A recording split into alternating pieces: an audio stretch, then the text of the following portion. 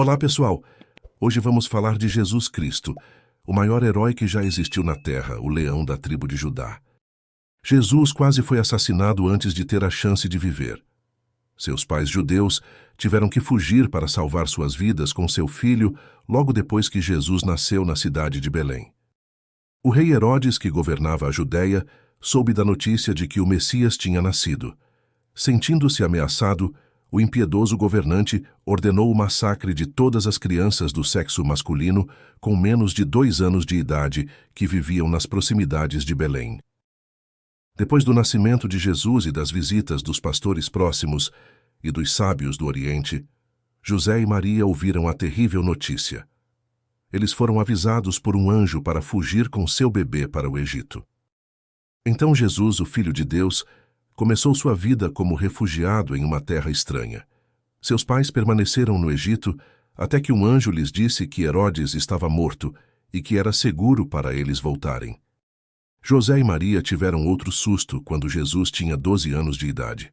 Seus pais estavam indo para casa, na cidade de Nazaré, após uma visita a Jerusalém, quando eles notaram que ele estava desaparecido. Eles o procuraram em pânico até que o localizaram em Jerusalém, discutindo a lei de Deus no templo com líderes religiosos. Jesus disse a seus pais que ele tinha que cuidar dos negócios de seu pai.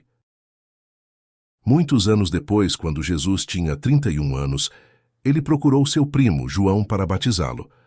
João Batista pregava vigorosamente sobre a importância de arrepender-se do pecado. Ele declarou que alguém mais poderoso viria em breve. Ele estava preparando as pessoas para a chegada de Jesus. Depois de Jesus ter sido batizado por João e ter saído do Rio Jordão, o Espírito Santo pousou sobre ele como uma pomba. A voz de Deus chamou Jesus de filho e disse que estava muito satisfeito com ele. Não havia dúvida, era realmente alguém muito especial. Após a experiência culminante do batismo, o Espírito Santo conduziu esse herói supremo ao deserto, onde jejuou por 40 dias. No final desse período, Satanás veio a Jesus para tentá-lo. Primeiro, ele disse ao faminto Jesus para transformar pedras em pão para provar que ele realmente era o Filho de Deus. Jesus recusou. Satanás então o levou para o topo do templo, desafiando Jesus a saltar. Ele disse a Jesus que os anjos o impediriam de ser ferido se ele realmente fosse o Filho de Deus. Mais uma vez, Jesus recusou. Finalmente, Satanás levou Jesus ao topo de uma montanha muito alta, com vista para o mundo e suas riquezas. Satanás disse que daria tudo a Jesus se ele se curvasse e o adorasse. Jesus manteve-se forte e recusou. O diabo finalmente foi embora, e os anjos vieram para ajudar Jesus, que permaneceu fiel à sua missão a qualquer custo.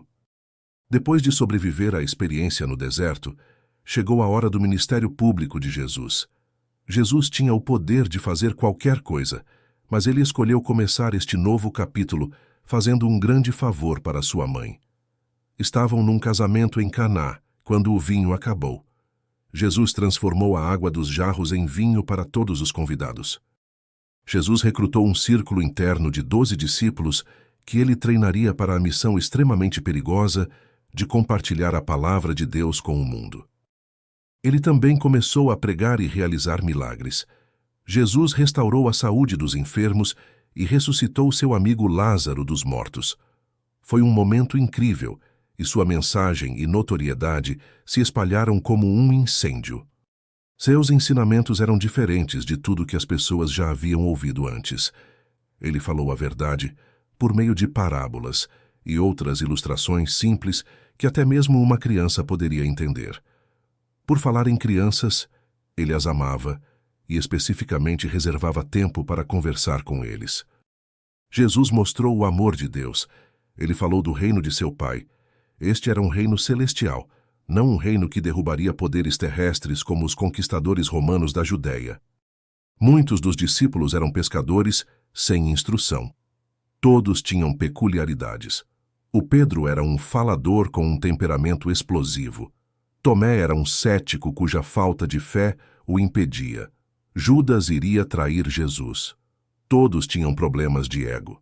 Mesmo assim, Jesus fez amizade com eles e trabalhou ao lado deles.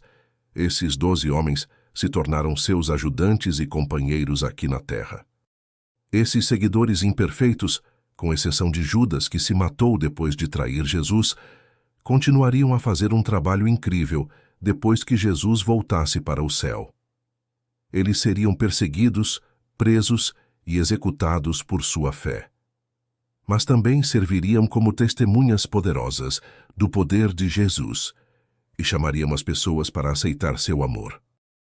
A última semana da vida de Jesus foi uma montanha-russa de altos e baixos dramáticos. Quando Jesus entrou em Jerusalém para celebrar a Páscoa, ele montou em um jumento e as multidões o receberam como a realeza.